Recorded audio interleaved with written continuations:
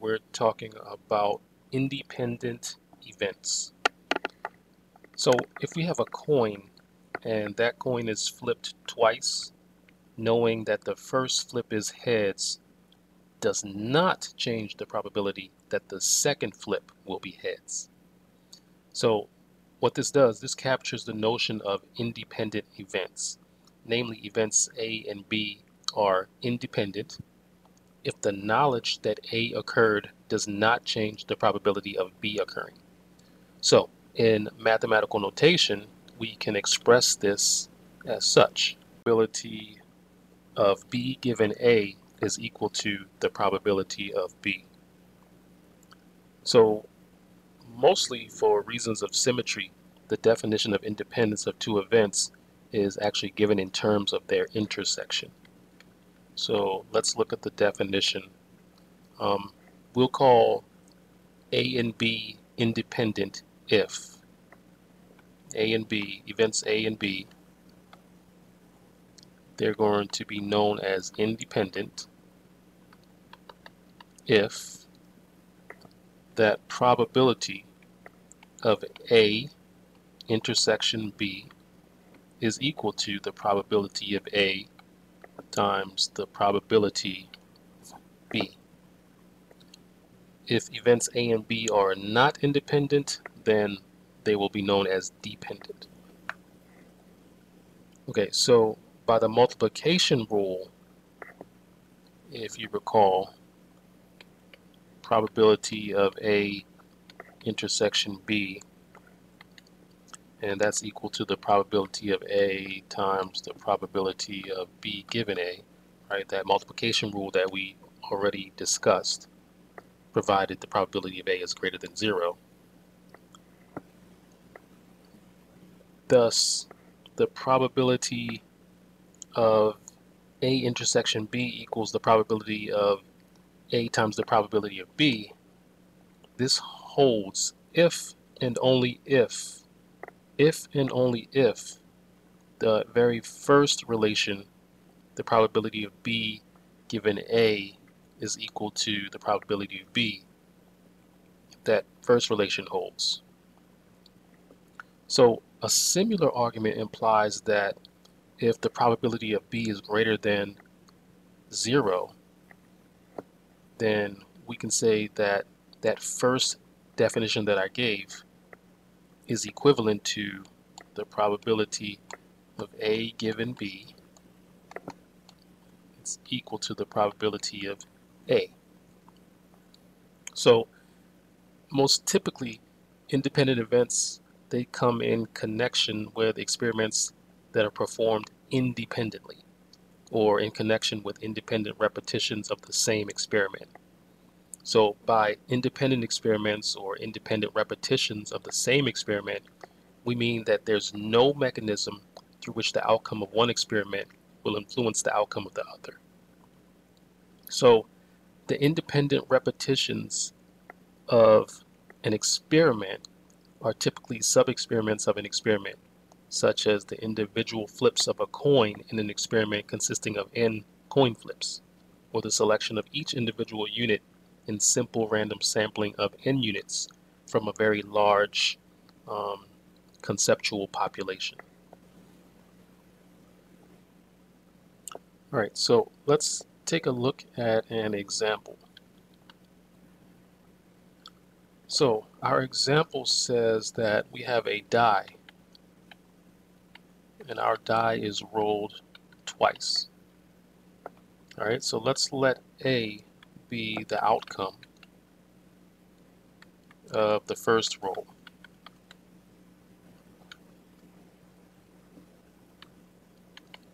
B is going to be the outcome of the second roll. And actually, let's expand upon that. It's going to be the outcome of the second roll. And we're going to specifically say is either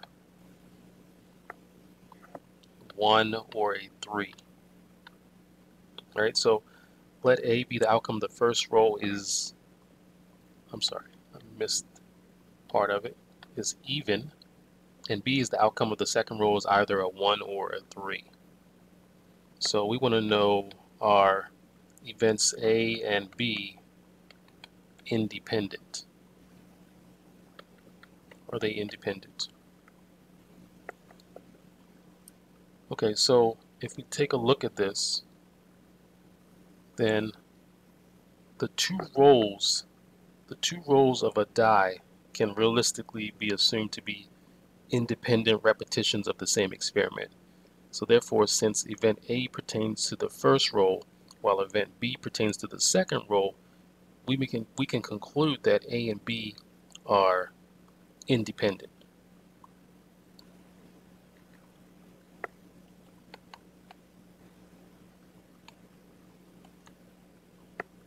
Right? So let's go into this a little bit further.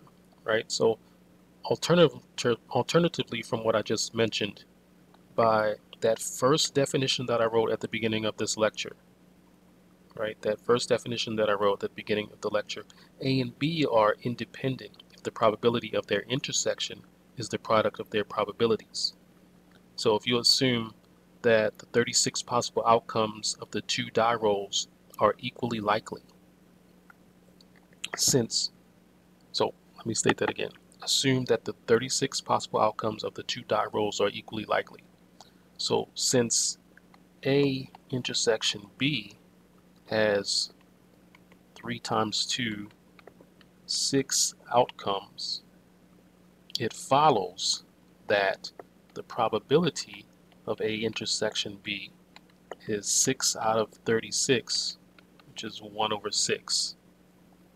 So also, we state that the probability of A times the probability of B, which is, what's that, 1/2 times 1/3, and that's equal to 1 over 6. So from this, then we can say A and B are in fact independent. A and B are in fact independent. So in our next example, when we have a card, let's say it's drawn at random, and it's from an ordinary deck of 52 cards. So we have a card drawn at random from an ordinary deck of 52 cards. Let's let A and B denote the events. That the card is a 5, so A is going to be that the card is a 5. And event B, let's see, what can we do? We can say that the card is a spade. Okay, so event A is that the card is a 5, event B is that the card is a spade.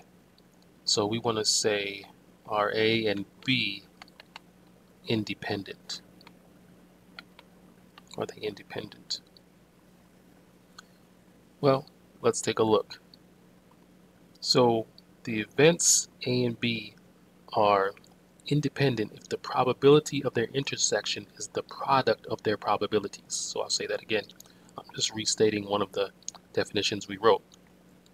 The events A and B are independent if the probability of their intersection is the product of their probabilities.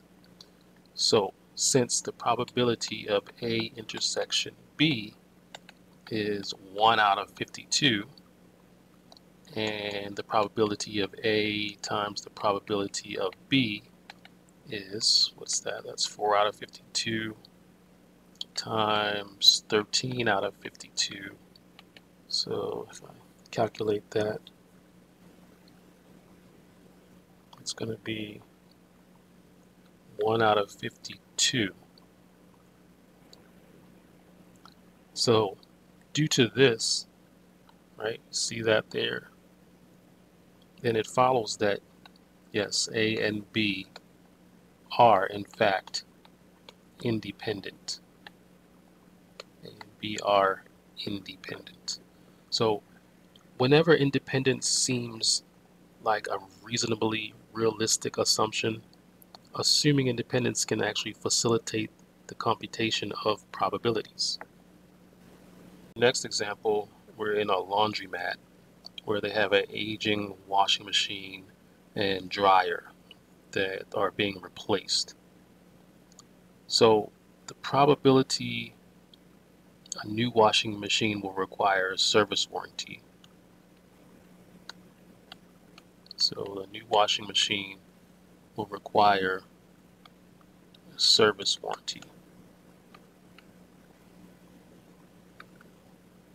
That probability is given as 0.22.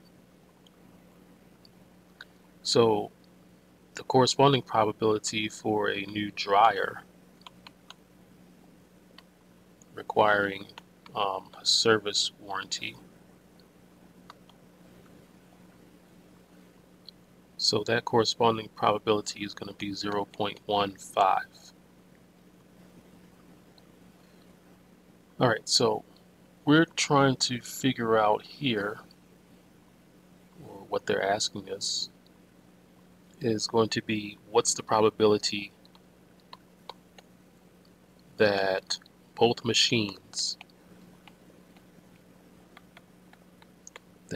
the machines require warranty service.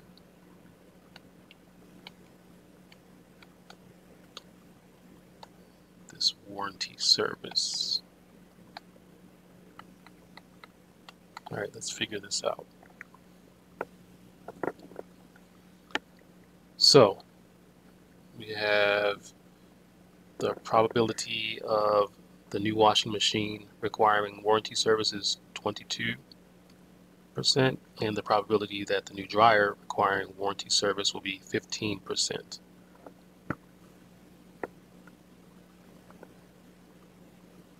So let experiments 1 and 2 record whether or not the washing machine and the dryer respectively require warranty service. The problem statement doesn't provide sufficient information actually to compute the desired probability without the assumption of independence. So assuming that the two experiments are independent,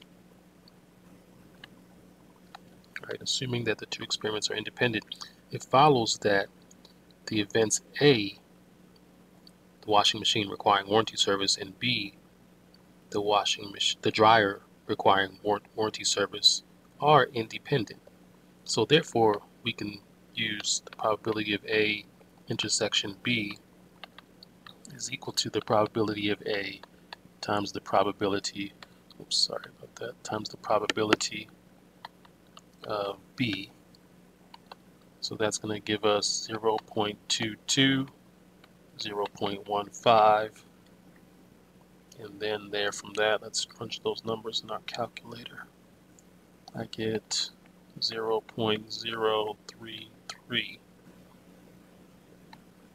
All right. Now, lastly, I just want to give some basic properties of independent events. So the first one, if A and B are independent, then so are A, C, which is the complement of A, and B, right? So if A and B are independent, then so are the complement of A and B. The empty set and the sample space are independent from any other set. All right, and disjoint events are not independent unless the probability of one of them is 0.